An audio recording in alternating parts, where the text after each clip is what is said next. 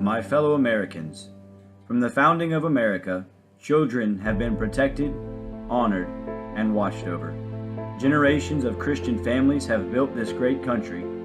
God has always been welcomed in our homes and in every aspect of our lives.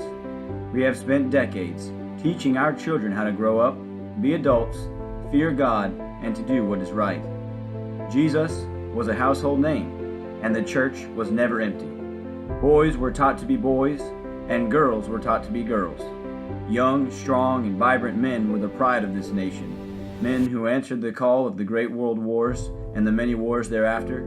And our great women have stepped up when all the men were overseas fighting on those hallowed battlegrounds.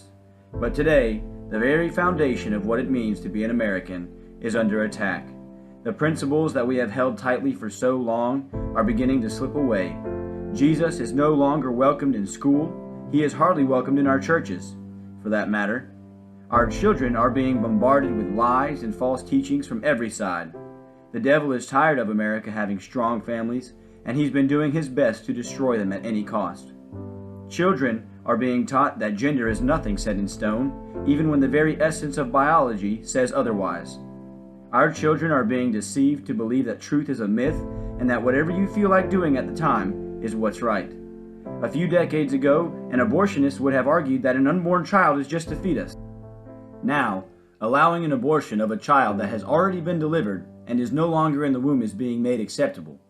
This onslaught of insanity has shut our nation off from God.